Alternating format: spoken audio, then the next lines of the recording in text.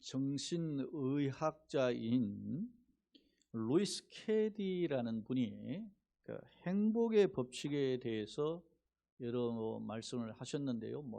행복의 법칙 10가지 이런 것들을 제시했었어요. 근데 이분이 이런 말을 했어요. 와이프, 영어의 와이프라고 하는 단어의 스펠링 하나를 바꾸면 W를 L로 바꾸면 라이프, 생명이 된다. 아내가 이제 생명이 되는 거죠. 그 다음에 bedtime, 수면 시간을 BD를 BAD로 바꾸면 bad time, 나쁜 시간, 아주 고통의 시간, 이런 뜻으로 바뀌기도 한다고 합니다. 또한 별을 의미하는 스타를 단어의 T를 C로 바꾸면 스카로 바뀌어서 상처라는 의미의 단어로 바뀐다는 것입니다. 스펠 하나를 바꿨는데, 그 철자 하나만 바꿨는데 뜻이 전혀 다른 뜻이 되는 것입니다. 이분이 이런 말을 덧붙였는데요. 감사야말로 행복의 원천이다. 감사는 평범한 식탁을 생명의 잔치상으로 만들며 마음의 분노를 쉬게 하고 평화를 가져다 준다라고 역설했습니다. 사랑하는 성도 여러분,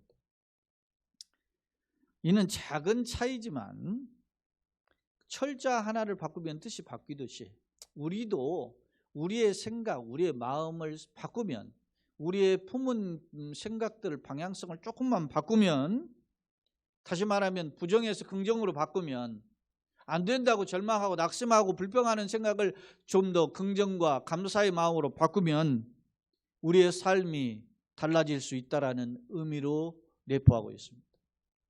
오늘 여러분이 왜 올라오셨습니까? 실망과 불편과 답답함, 어려움, 이런 마음들을 가지고 살아갔지만, 그러나 이런 것들을 통해서 내가 하나님을 만나면, 하나님 은혜로 채워지면 내가 달라질 수 있다. 할렐루야. 이러한 은혜를 소망하는 가운데 오늘 현장에 올라오셨거나 영상으로 참여하신 줄로 믿습니다. 예배하는 우리 모두에게, 말씀을 듣는 우리 모두에게 이러한 은혜가 부어지기를 예수님의 이름으로 축원합니다. 아멘. 그렇다면 오늘 루이스 캐디의 행복의 법칙에 대해서 우리가 이렇게 살펴보았는데, 많은 사람들은 이러한 행복의 법칙을 제대로 누리지 못한다는 점입니다.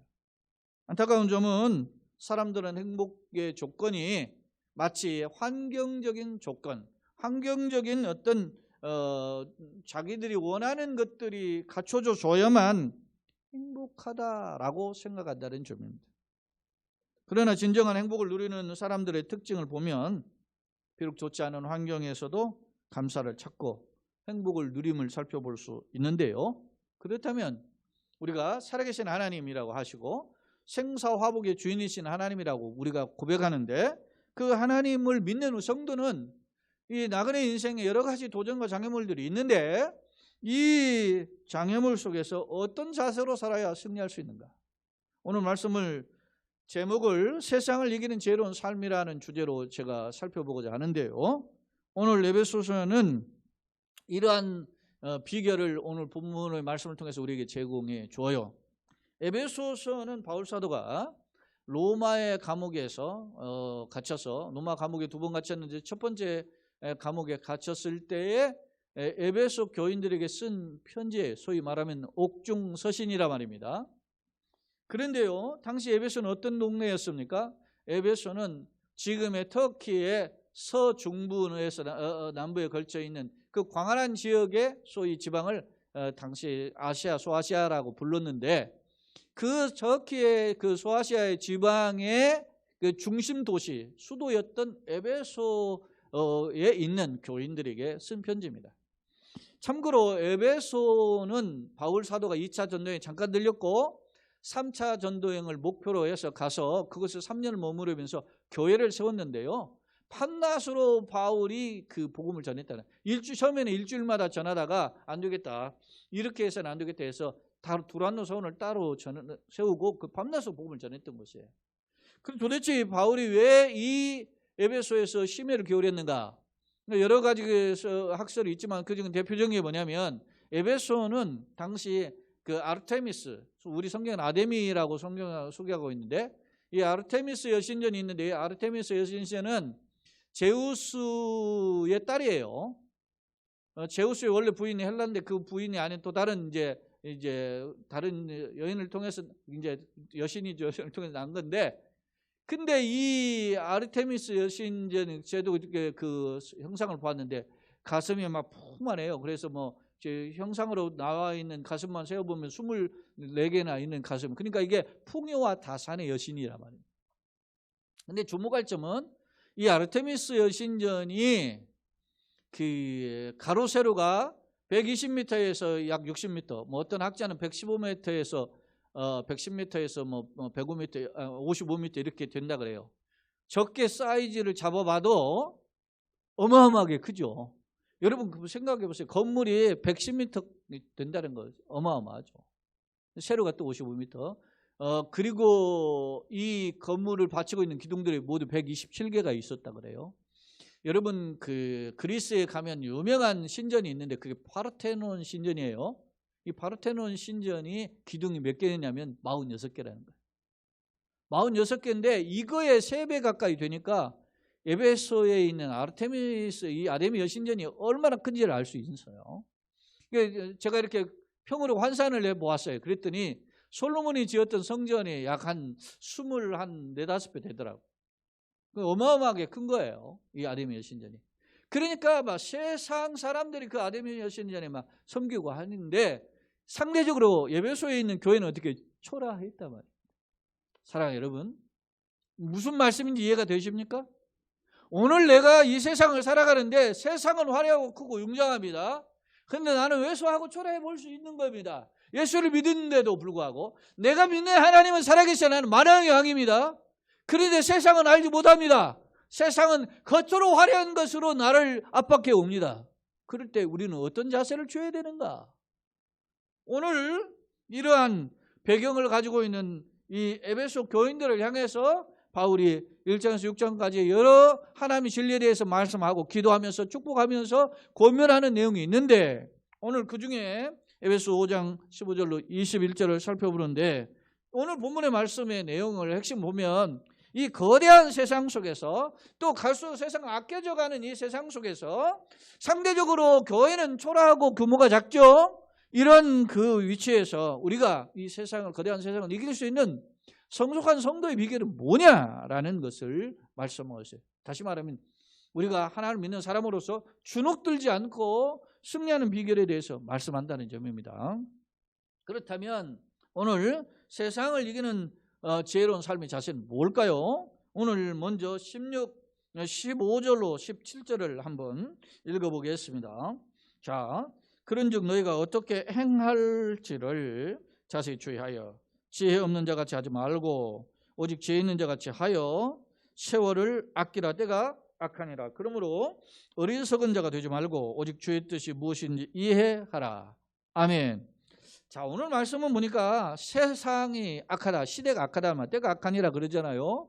세상이 악하기 때문에 자세히 주의해서 살펴서 하나님의 뜻이 무엇인가를 깨닫고 세월을 아끼는 것이 영적 전쟁의 승리 비결입니다. 할렐루야. 자, 보세요. 여기 본문에 보면은 자, 오늘 이 때가 악하다라는 말세의 특징이 나오는데, 때가 악하다는 것은 세상은 갈수록 어떻게 해요? 물질 문명이 발달해요. 지금부터 2000년 전인데 2000년 후에 얼마나 발달했습니까?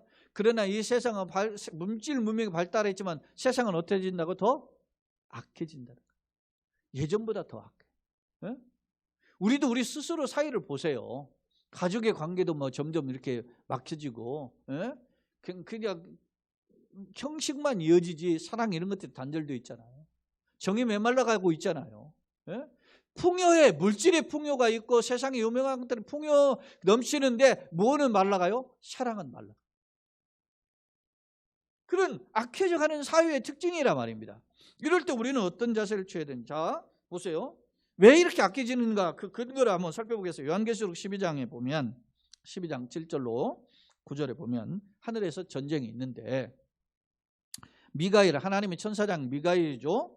그의 사자들이 이 타락한 천사죠. 용은 용과 더불어 싸울세. 용과 그들도 사자. 그러니까 사탄의 용은 사탄인데 사탄의 졸개들과 귀신들이죠. 그러니까 하늘의 천사인 천사장 미가엘과 그 천사의 무리들이 이제 소위 맞짱을 뜬 거예요. 그런데 용이 싸우지만은 용이 이기지 못하고 다시 하늘에서 있을 곳을 얻지 못해요. 패배해서 하늘에 있을 곳이 없는 거 쫓겨난 거예요.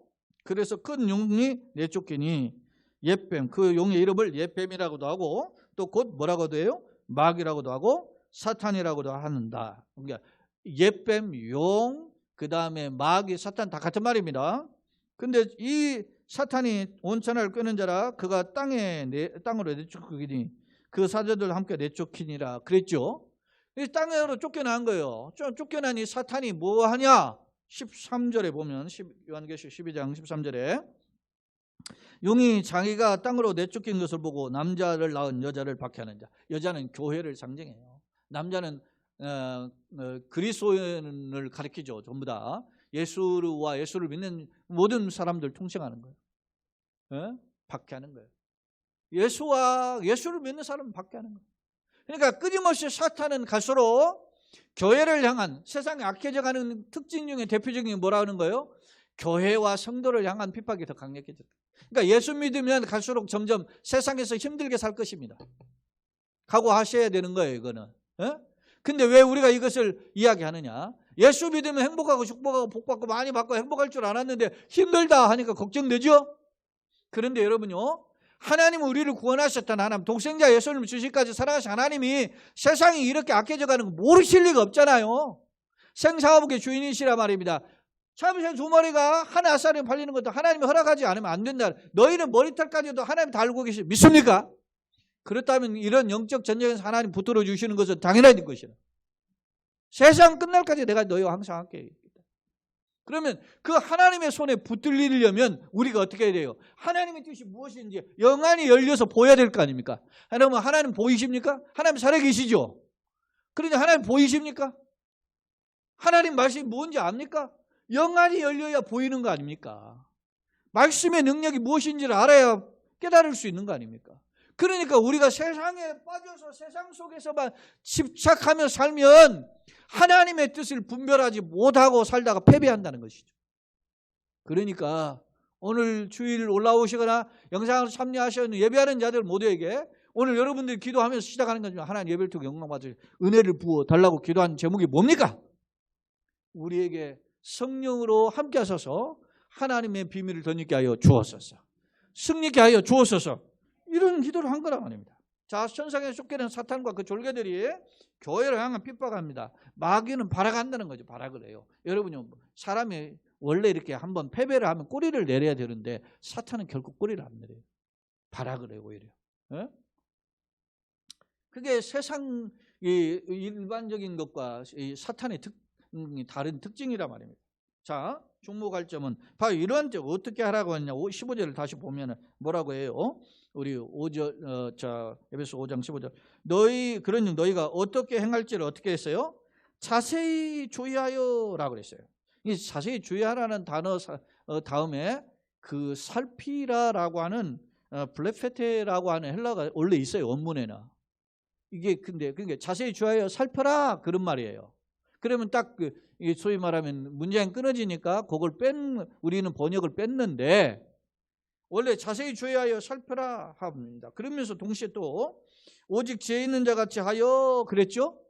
그럼 두 번 반복하는 거예요. 그러니까 어떻게 행할지 자세히 주의하고 오직 지혜 있는 자 같이 하는 거 살피라는 거예요. 그러니까 우리가 이 살아가는 삶의 방향성이 뭡니까? 분별하는 거예요. 이게 정말로 주님 뜻인지. 이게 돈 버는 일이 돈 번다고 다 올인하는 게 아니에요. 사람들은 다 하죠. 돈 되면 다 하는 거예요. 무조건 투자하고. 이번에도 우리나라에서 만든 가상화폐에 투자했다가 막 10만 명 넘는 사람들이 막 폭삭 망했다잖아요, 지금. 그 사람들이 누군지는 모르지만 참 안타깝죠. 근데 가상화폐가 저렇게 뜬구름 잡는 일인데 그렇게 하는 일을 하지 말라고 그랬는데 돈 버니까 막 10만 원을 하는 돈이 지금 1원 됐다잖아요, 지금. 세상 사람들은요, 그 뭐가 돈만 되면, 이익이 되면, 그러면 어떤 방법 수단을 그것이 옳고 그름을 따지지 않고 하는 거예요. 안타까운 거, 여러분 타락한 증거로 제가 이야기했잖아요. 이번에 대통령 선거에 나온 후보 둘을 보니까 세상 사람들이 하는 말이야, 나만 하는 말이 아니라 찍을 놈이 없다니, 찍을 놈이. 에? 내가 하는 말이 아니, 강단에 어울리지 않는 말인데, 여러분 일국의 대통령이 가장 모범이 되는 지도자를 뽑는 일인데 찍을 사람이 없다는 말은 그만큼 우리 사회가 타락했다는 거 아닙니까? 이걸 안타까워해 생각하게 되는 거예요. 지성이 있고 깨어있고 나라를 사랑하고 민족을 생각하는 사람 안타까워야 한단 말이에요. 이런 사람들이 누구냐? 기독교인이 먼저 안타까워야 돼. 하나님 이거 정신 차려야 되는 거군요. 에? 생각해 보세요. 권무술수가 많고 범죄자가 전과가 있고 뭐 이렇게 하고 막 편인적인 언행을 하고 뭐 이 삶도 말이지. 응? 그 본인뿐 아니라 부인의 가족들 보면 다 냄새나잖아요. 내가 찍었으니까 그 사람이 훌륭한 사람이 아니라는 겁니다. 오늘 이 교회는 이를 향하여 지적을 해줄 수 있어야 되는데 교회 자체가 지금 타락해 있지 않습니까? 교회 자체도 돈 되고 뭐 하고 하면 권부술수를 다 사용하는 입장 아닙니까 지금? 교회가 정신 차려야 된단 말입니다. 그러면 교인들이 이런 생활을 살다가 어떻게 해야 돼요? 한 주간을 살았어요. 그러다가 주일 예배를 듣고 목사님의 말씀을 통해서 뜨끔해야 되는 거 아닙니다. 목사의 개인 말입니까 이게? 성경 말씀을 듣고 뜨끔해야 된다. 정신 차려야 되는 거예요. 할렐루야. 그래요. 양심이 찔리고 마음이 괴롭지만 뜨끔해야 돼. 이게 신앙 양심이란 말이에요. 그래서 하나님, 내가 이렇게 못 살았는데 정신 차리게 도와주시옵소서. 그러려면 어떻게 해요? 지혜 없는 자 같지 않고 지혜 있는 자 같이 살펴야 될 거 아닌가? 이어지는 보세요. 16절에는 뭐라고 해요? 세월을 어떻게 아껴? 이 세월을 아끼라는 말은 이게 엑사그라주라고 하는 헬라어를 제가 이렇게 살펴보니까 돈을 자고 산다 그런 뜻이에요. 이게 뭐냐면 노예를 있는데 노예를요 돈 주고 사는 거야. 아끼는 것은 굉장히 자기가 세월을 돈 주고 사라는 거야. 우리 어렸을 때 제가 학교 다닐 때 촌음을 아끼자. 촌음은 마디촌자 소리 음자예요.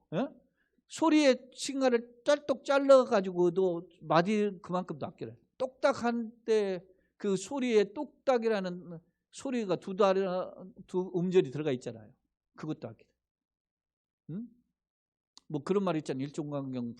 일종광은 불강경이라고. 막 빛이 번쩍하면서 하는 그 수중하면서 그 짧은 그 찰나의 시간을 이야기하지 않습니까? 그걸 아껴라. 일촌광음 얼마나 불가경 감히 가볍게 여기지 말아라. 일촌광음도 똑딱하는 막 그러하는 빛의 속도에 똑딱해서 그 짧은 말도 가볍게 여기지 말아라. 세상 내에서도 하는 말이에요. 오늘 성경은 뭐라고 얘기해요? 세월을 아끼라. 제가 이 영어 성경에 보니까 NIV 성경에 보니까 세월을 아끼라는 것을 making the most of every opportunity 그렇게 써 있어요. 모든 기회의 때를 어떻게 해요? 귀하게 막 붙잡아라 그런 말입니다. 우리가 이 세월을 아낄 수 있어야 돼. 그래서 내가 보니까 2년 반 코로나 와가지고 목사가 좀 보통 대충 살지 않았나 이런 생각이 들어요. 사랑하는 성도 여러분, 모든 기회를 잡는 지혜로운 자가 되기를 예수님 이름으로 축원합니다. 그럼 지혜로운 게 어떻게 해야 되냐? 17절에 보면 지혜로운 때를 잡으려면 어떻게 해야 되냐? 10절. 그러므로 어리석은 자가 되지 말고 무지한 자가죠. 무지한 자가 되지 말고 오직 주의 뜻이 무엇인지 어떻게 해요? 이해하라. 하나님의 뜻이 뭔지 모르고 이 세상을 살 수는 없다라는 겁니다. 사랑하는 성도 여러분, 교회를 다닌 지 10년, 20년, 30년에도 세상에 창념한 사람은 결코 생각이 안 바뀝니다. 사람은 밥은 먹으면 살이 쪄서 키가 자라고 사람이 성장하는데 성도는 안 바뀌어요. 10년 가고 20년 가고 30년 가고. 그런데 예수를 1년만 믿어도 확 달라지는 사람이 있어요. 왜? 하나님의 말씀에 집착하면, 하나님의 말씀을 사모하면 변화 역사가 일어나는 줄 믿습니다. 그게 성령이 하시는 일이에요. 그러니까 우리가 주의 뜻이 무엇인지를 이해하라. 이해하라는 이 단어를 보니까 시노헤테라고 하는 헬라어를 보니까 마음을 쏟아가지고 파악한다 그런 뜻이에요. 원어의 뜻이 보니까. 그러니까 하나님의 뜻이 무엇인지 마음을 심혈을 기울여가지고 그것을 분석하는 자세입니다. 자, 로마서 12장 2절에 바울 사도가 로마의 교인들에게 이야기했죠. 뭐라고 했습니까? 너희는 이 세대를 어떻게 해요? 본받지 말고 오직 마음을 새롭게 함으로 변화를 받아서 하나님의 선하시고 기뻐하시고 온전하신 뜻이 무엇인지 분별하도록 하라. 할렐루야. 그래요. 마음을 새롭게. 이 세대를 본받고 사는 게 아니에요. 저 사람이 잘 나가고 저 사람이 유명해지고 저 사람이 돈을 많이 벌었다고 해서 거기에 우리가 따라가는 게 아니라 우리는 이 세세를 비록 살지만 하나님의 뜻이 무엇인지 선하시고 기뻐하시고 온전한 뜻이 무엇인지 분별해서 그 가운데에서 결정하고 선택하고 결정하는 줄로 믿습니다. 그것이 영성이 있고 능력 있는 사람이라고 합니다. 그것이 하나님의 축복의 사람이라고 합니다. 그러니까 예전보다 2000년보다 지금은 더 예수 믿기가 어려워요. 여러분, 제가 한 사람을 바꾸는 것이 정말 어렵다는 거예요. 왜? 한 사람은 천하보다 귀합니다. 한 영혼이 달라지는 것은 정말로 하나님의 최고의 축복이고 능력인 줄로 믿습니다. 그래서 그걸 놓고 기도하는 거예요. 내가 설득한다 되는 게 아니에요. 기도하는 거예요. 눈물로 기도하는 거예요. 하나님, 내가 주님 뜻대로 살기를 원합니다. 그런데도 안 돼요. 그게 쉽지 않아요. 그게 그런 마음이 오늘 여러분이 마음에 전혀 아멘 하는 거 그냥 하는 게 아닐 거예요. 사모하고 감사하고 동의가 되니까 하죠. 그런데 그렇게 하는데도 달라지기가 어려워요. 왜? 세상이 나를 그냥 놔두지 않아요. 그러니까 하나님의 뭐요? 은혜가 부어져야 되는 줄로 믿습니다. 사랑하는 성도 여러분 보세요. 천사가 찾아와가지고 롯에게 롯이 선택한 땅이에요. 보암지고 아름다운 땅이죠. 소할 땅이. 소돔 하나님 멸하시 전에 여호와 동산 같아서 성경에 보면 창세기 13장 10절에 보니까 소돔 고모라 땅이 이에 롯이 눈을 들어 요단 지역을 바라본 즉 소알까지 온 땅을 물이 넉넉하니 여호와께서 소돔 고모라를 멸하시기 전이었으므로 여호와의 뭐요? 동산 같았고 애굽 땅과 같이 애굽 땅과 같았다. 그런데 어떻게 했어요? 소돔 사람들은 어떻게 여호와 보시기에 큰 죄인이었어요. 사랑해요 여러분. 하나님의 눈으로 세상을 볼 수 있어야 되는데 이 롯은 어떻게 해요? 이제 작은 아버지와 헤어지게 되는데 자기가 보기에 땅을 어떻게 선택해요? 여호와 동산과 같은 좋은 땅을 선택한 거예요. 근데 그 땅을 가니까 어떻게 해요? 그 땅이 음행과 타락으로 가득 차 있어요. 그래서 하나님이 이 소돔 고모라 성을 불로 심판해 버려야 되겠다. 그래서 하나님이 천사를 보낸 거 아닙니까? 천사를 보내서 누구? 하나님께서 하나님의 사람 이렇게요 롯에게 기회를 부여하는 거예요. 야, 내가 이 땅이 죄악의 간영에서 아주 타락해가지고 내가 이 땅을 다 불로 심판해 버려야 되겠는데 너를 내가 구출하고 싶다. 빨리 떠나라. 그래요. 그래서 롯이 그 이야기를 듣고 아내와 두 딸과 사위들한테 이야기하잖아요. 그랬더니 사위들은 농담으로 여겼다 그랬죠. 그래서 이제 아내와 두 딸은 이제 남편과 아버지를 따라서 떠나죠. 떠나는데 뒤를 바라보지 말아라. 미련도 없이 떠나라. 그런데 롯의 아내는 그 미련을 놓고 뒤를 돌아보다가 소금 기둥이 되었지 않습니까? 사람이라는 게 미련이 많은 거예요. 여러분, 바울 사도가 빌립보서 3장에 자기가 자랑하고 화려했던 것들을 다 뭘로 여겼다 그랬어요? 배설물로 여겼다. 배설물. 여러분 화장실에 들어가가지고 자기가 변을 싹 보고 시원하다 그러죠? 시원하는 거예요. 버리니까 시원한 거예요. 그런데 그걸 보고서는 말이야. 아이고 아까운 내 소변, 아까운 내 변은 막 이렇게 하면서 아이고 어쩌게나 막 이런 사람이 있어요? 없잖아요. 바울은 그렇도록 화려했던 그 세상적인 자랑들 다 배설물로 여기다. 생각이 바뀌어야 되는 것입니다. 행복의 법칙이 바뀌려면 생각이 바뀌어야 되는 거예요. 기독교인의 마인드가 바뀌어야 된단 말입니다. 오늘 생각이 억지로 따라가다가 이 롯의 아내는 소금 기둥이 되어서 결국 심판 똑같은 불에 멸망하지 않았지만 죽음이 모습이 됐잖아요. 그럼 우리가 어떻게 해야 되느냐 보세요. 세월이 어떻게 되니까요? 악하니까 어떻게 해야 돼? 자 18절 술 취하지 말라. 18절 술 취하지 말라 이는 방탕한 것이니 오직 성령으로 충만함 받아라 그랬어요.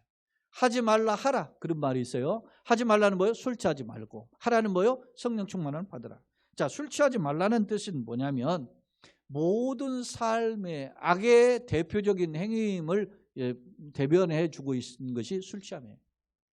사랑해요 여러분, 무절제함, 방탕함, 세상에 따라가지 않는 욕심, 이런 게 전부 다 무엇과 같아요? 술 취함에 해당합니다. 실제로 하나님이 사용하시고 사랑하시고 복을 주셨던 사람들의 특징을 보면 전부 다 뭐요? 술 취한 자가 아니라 오히려 뭐에 취했어요? 성령에 취했어요. 베드로가 성령에 취하니까 어떻게 합니까? 사람들이 막 대낮부터 술 취했다고 베드로를 향해 비난하지 않아요. 그런데 베드로가 우리가 술 취한 게 뭐냐라고, 뭐에 취했다 했어요? 성령에 취했다. 할렐루야. 하나님의 성령에 취하니까 베드로가 용기가, 숨어서 있던 베드로가 용기가 나가지고 담대히 전도자가 됐지 않습니까? 하나님의 세상에 취하면 세상 속에서 살다가 흥청망청하다가 결국 망하지만, 하나님의 영에, 성령에 충만하면, 성령에 취하면 하나님의 영에 이끌리고 하나님의 승리의 길로 이끌어 주시는 줄로 믿습니다. 그것을 오늘 보여줘요. 자, 그러니까 성령의 충만함을 받아라 그렇게 이야기하고 있어요. 또 나가서 19절에 보면 어떻게 성령 충만한 사람의 특징인데, 여기 보면 시와 찬송과 신령한 노래로 서로 어떻게 화답하고 너희의 마음을 주께 노래하며 찬송. 자, 시와 찬송, 신령한 노래, 그다음 마음을 주께 노래하며 찬송. 그러니까 노래한다는 게, 여러분요, 기쁜 사람이면 흥얼거리죠, 그죠? 근데 기쁨의 마음을 담은 게 뭐예요? 기쁨의 노래들이죠. 그러니까 우리가 노래의 뒤끝이 있어요. 심각하고 우울한 노래가 있고 기쁨과 감사에 있는 노래가 있는데, 세상 노래는 좀 세디한 부분으로 끝나죠.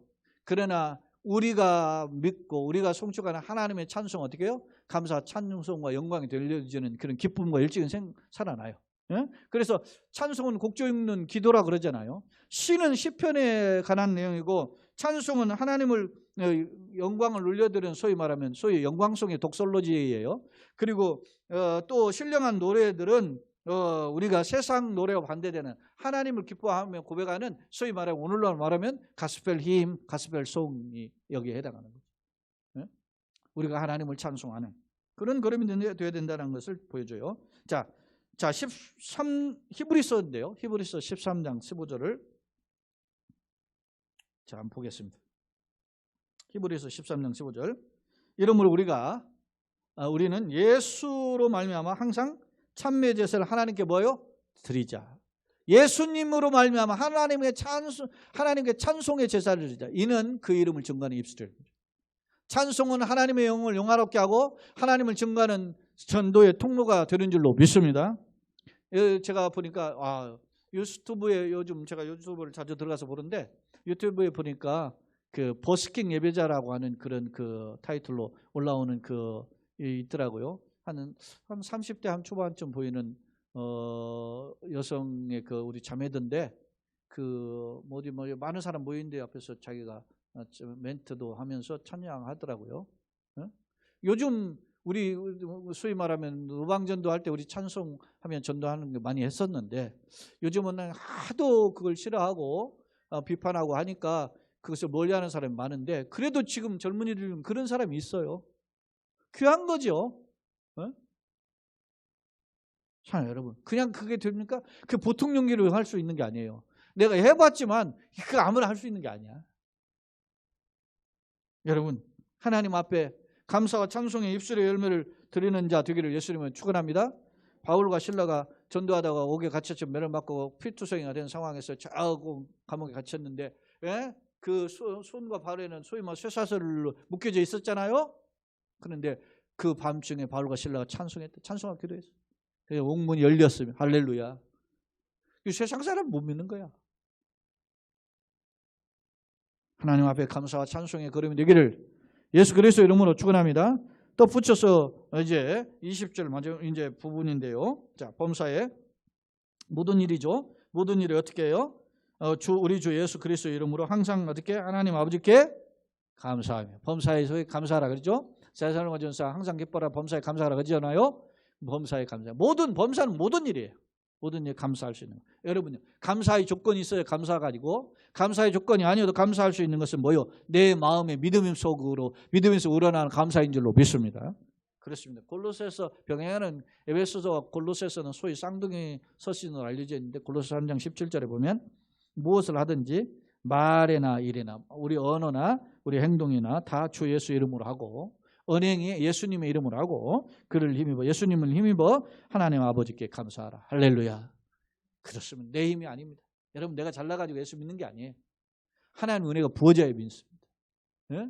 그런데 우리가 예수 믿고 좀 잘되고 좀 길 열리면 자기가 잘나서 그런 줄 알고 착각해요. 제가 개인적으로 손흥민 축구를 계속 모니터해요. 거의 모든 경기 막 밤늦게 12시 넘어도 보고 그런데 제가 개인적으로 손흥민 선수를 좋아하는 이유가 뭐냐면 겸손해요. 실력도 좋지만 겸손. 아직까지는 그 다음 어떻게 될지 모르겠는데. 네? 다른 외국의 예를 들어서 유명한 네이마르는 이제 내일 모레 우리나라하고 이제 경기하는데 은바페나 이런 사람들 건방지, 호날두 이런 사람 다 건방지. 근데 손흥민은 겸손.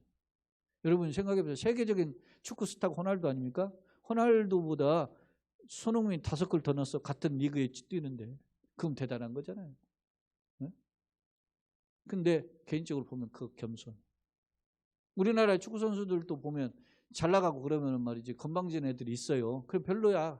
너는 나만 잘해도 별로야. 근데 여러분 겸손해야 돼. 이게 왜 그래요? 감사하는 겸손에서부터 시작되는 줄 믿습니다. 사랑해요. 여러분이 세상에서 잘 나가고 인정받으면 교회에서는 더 겸손해야 돼. 믿습니까? 세상에서 복받고 인정받고 그러면 교회에서는 건방지지 말아야 돼. 더 겸손해야 돼. 예? 야, 그게 달라요. 제 어머니가 돌아가신 어머니가 늘 말씀하세요. 벼는 양반이고 보리는 쌍놈인데 벼는 익으면 익을수록 고개를 숙인다. 보리는 이놈 쌍놈이라 말이지 익으면 익을수록 고리 빳빳하다 그래. 네? 여러분 그거 보리 여러분 벼 보셨어요? 보리 배다가 보리 그 껍질을 한번 들어가봐요. 몸속에 들어가봐. 미쳐 그거. 네? 그 껄끄러움이. 잘해요 여러분. 믿음 안에서 감사하는 자가 되기를 예수님의 이름으로 축원합니다. 자, 마지막으로 보면 21절인데요. 자, 한번 봅시다. 그리스도를 경외함으로 피차 어떻게 해요? 복종하라. 주님을 생각하면서 섬겨줘야 된다는 거예요. 내 힘으로는 안 돼요. 이게. 왜냐? 세상은 도토리 키재기식으로라도 조금 잘나면 잘난 척을 하는 시대인데 우리는 예수님 생각해서 양보하고 내려놓아야 돼요. 믿습니까? 그리스도를 경외함으로 피차 복종하라. 피차 복종해야 되는 게 뭐예요? 여러분요, 한국 교회가 부흥되고 성장했는데 한국 교회의 특징이 가장 못하는 것 중에 하나가 뭐예요? 섬김, 복종을 잘 못해요. 왜? 유교적 전통, 가부장적인 전통, 정량적인 사고 이런 것 권위주의가 가득해 한국 교회도. 그래서 목사나 장로가 되면 건방지잖아요. 네? 그런데 겸손할 수 있다면 그게 은혜고 능력입니다.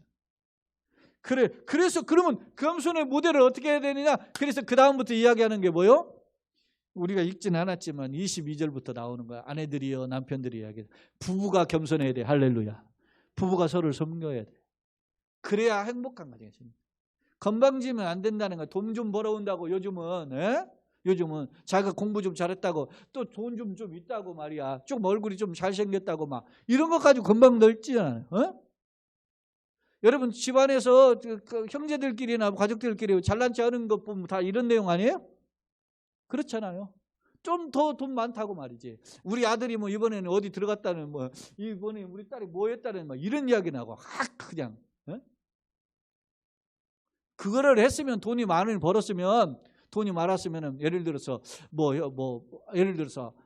할아버지가 됐든 아버지가 됐든 이모가 됐든 삼촌이 됐든 누군가 됐든 작은아버지 됐든 누구에게 용돈을 더 많이 드려야 되는 거야. 그지? 그것이 잘 나가는 거지. 무슨 세상이 좀 잘 나간다고 그러니까 이런 세속적인 생각을 내려놓을 수 있는 게 능력인데 그 내려놓는 생각의 마인드가 내게 없다는 거예요. 왜? 세상 생각으로만 가득 차니까. 그러니까 예수를 믿는 사람이 말씀을 통해서 성경을 통해서 하나님의 말씀을 들을 때 기적이 일어나야 돼요. 믿습니까? 내가 변화되는 거, 결단되는 거 그게 기적이에요. 사랑하는 성도 여러분, 말씀 정리해 보겠습니다. 지금 우리가 사는 사회는 영적 전쟁의 연속입니다. 그러면 우리가 이 영적 전쟁에서 승리하는 비결이 뭡니까? 하나님의 지혜로 무장해야 된다는 거죠. 사람들은 유행 따라 살죠. 무작정 살아요. 개살하고 방탕 술집만 빠져 살아요. 에? 제가 엊그저께 그 연예인 승리인가 이렇게 해가지고 했는데 1년 6개월 이렇게 판결 내렸대. 그래서 내가 혼자 하는 말이에요. 혼자 하는 말. 에? 아니 16년은 돼야 되는 것 같은데 어떻게 말이지 그 1년 6개월 짧게 살다 오냐. 저렇게 하면은 경고를 해야 돼요. 에? 목사님이 죄를 많이 주자고 하는 사람이 아니에요. 근데 우리 사회가 너무 유전무죄 이게 많아요. 조금 이렇게 해가지고 이렇게 했다고 그런 사람도 잡아들이고 구속시키고 훈계하고 권해서 야 그러지 말아라. 이게 내보내야 될 사람들은 그냥 잡아들이잖아. 다 벌 주자는 게 아니에요. 우리 사회가 어떻게 살아요? 여러분 내가 돈 있다고 지식 있다고 세상 잘 나간다고 유명하다고 여러분 요즘 그러잖아요. 요즘 보세요. 인터넷에 올라오는 사진이라든지 전부 동영상들 보여. 다 몸짱 얼짱 다 그러잖아. 짱짱짱이 뭐야 다. 에? 학교에서는 뭐예요? 힘센 놈이 짱이잖아. 이것들은 우리가 버려야 될 것들 아닙니까? 그런데 여전히 우리가 어떻게 해요? 권력을 잡고도 막 하잖아요. 권력을 잡고도 전에 있던 권력을 수사해가지고 막 조사하거나 감옥 보내거나 이건 잘못된 권력인 거예요. 기독교인의 마인드가 없으니까 기독교인의 마인드가 없어도 장로가 대통령이 돼도 장로답게 대통령 짓을 못하는 거 아닙니까? 사랑하는 여러분, 여러분은 어떤 생각으로 가슴에 가득 차 있습니까? 성공, 철학, 돈, 세상의 온갖 이런 것들은 일시적으로 있다가 사라질 일장춘목에 불과해요. 자, 존 밀턴이라는 사람은 시인인데 이 사람이 시각장애인. 그런데 글을 쓰는 시인이 됐어요. 베토벤은 천둥 소리도 듣지 못하는데 유명한 소위 말하면 교향곡을 작곡한 유명한 작곡가 아닙니까? 이건 역설이에요, 역설.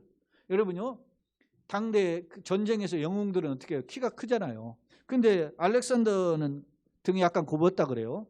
그리고 병이 많았다는 거예요. 실제 33살에 죽었는데 그런데 전쟁 영웅이었어요. 나폴레옹은 키가 상대적으로 작았다 그러잖아요. 에? 나를 따라라 했는데 나폴레옹은 키가 작았다. 그게 전쟁 영웅이에요. 여러분요, 셰익스피어는 다리를 절었다 그래요. 어떤 신체 장애인이었어요. 그런데 위대한 문화가 됐어요. 여러분 성공한 사람들에게 나름 핸디캡이 있었죠. 그 핸디캡을 자신의 어떤 그것을 부끄러움 생각하지 않고 하나님을 향한 소망과 비전을 가지고 있을 때 하나님 길을 열어주시는 겁니다. 우리 기독교인은 이런 소망이 있는 줄로 믿습니다. 자, 성경 구절 하나 읽고 마치겠습니다. 시편 22편 10절입니다. 다윗의 고백인데요. 내가 날 때부터 뭐예요? 내가 태어날 때부터 주께 맡긴 바 내 인생이 주님의 손에 있었다는 거. 할렐루야. 어머니 모태에서 어머니 뱃속에서 나올 때부터 주는 내 하나님이 되셨습니다. 그 다윗의 가장 귀한 고백이 뭐예요? 시편 18편 1절 나의 힘이 되신 여호와 내가 주를 사랑합니다. 여호와는 그 대표적인 신앙 고백의 시편이 뭐예요? 여호와는 나의 목자 내가 부족함이 없어. 시편 23편. 여러분 나와 하나님의 관계가 어떤 자만이 진정 승리에 이르렀어요. 여러분 우리가 이 어렵고 힘든 세월을 걸어가는데 특히 어린 젊은이들 이들에게 말씀이 부어지고 영적 전쟁에서 승리하는 그런 통로들이 되기를 예수 그리스도의 이름으로 축원합니다. 썩어질 것이 아닌 살아계신 하나님 영광의 하나님의 손에 붙들리는 승리자들이 다 되기를 예수 그리스도의 이름으로 축원합니다. 아멘.